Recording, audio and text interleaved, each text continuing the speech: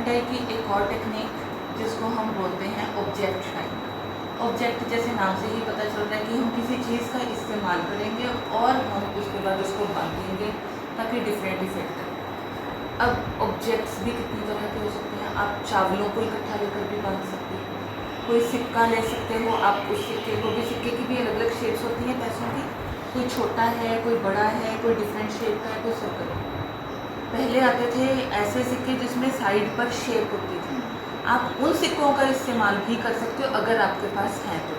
Otherwise अगर आपको बड़ा इफेक्ट चाहिए तो आपको बड़ा सिक्का यूज़ करना, मीडियम इफेक्ट चाहिए तो थोड़ा छोटा, और छोटा इफेक्ट चाहिए तो बिल्कुल ही छोटा सिक्का आप यूज़ कर सकते हो। It all depends upon your design कि आपको कैसा इफेक्ट चाहिए।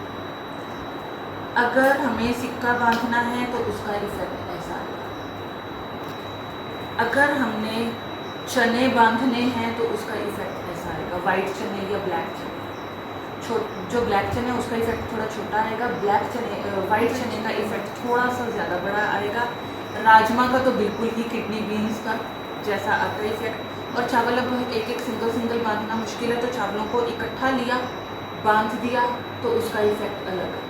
ज़्यादा छोटा चाहिए, जैसे गुजरात का टाई एंड डाई है जिसको बहुत ज़्यादा मेहनत लगती है, हम उसमें दाल बांधते हैं, साबुत दाल, चाहे वो ब्लैक दाल है चाहे वो ग्रीन दाल है, तो वो छोटी छोटी दाल बांधते हैं और उससे हम काम करते हैं जिससे कि बड़ा पास वाला फाइन इफेक्ट आता है।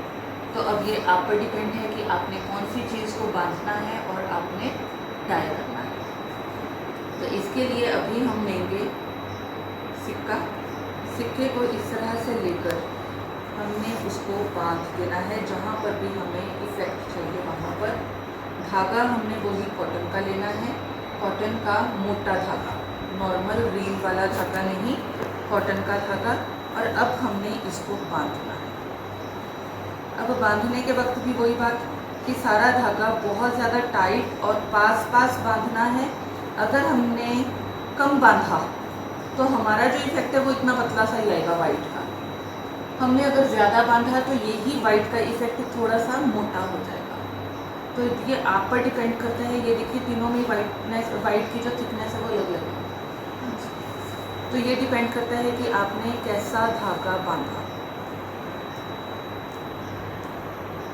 बिल्कुल टाइट धागा बंधा होना चाहिए और इस तरह से हमने उसको नॉट लगा दिया।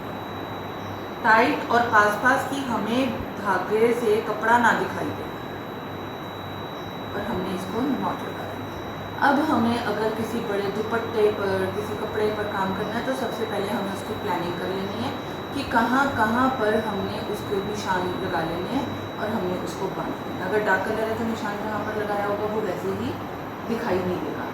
ऐसे अगर आप बांधकर प्लानिंग करोगे फिर आपकी जो डिस्टेंस है वो बांधने का कहीं कम कहीं ज़्यादा हो जाएगा। तो सबसे पहले प्लानिंग करनी है, उसके बाद आपने नॉट लगाना। तो इस तरह से हमारे जो इफ़ेक्ट्स हैं वो बांधने के अलग अलग चीज़ों को बांधने के इफ़ेक्ट्स जो हैं वो हमारे अलग अलग ही हैं। ये थी ऑब्जेक्ट।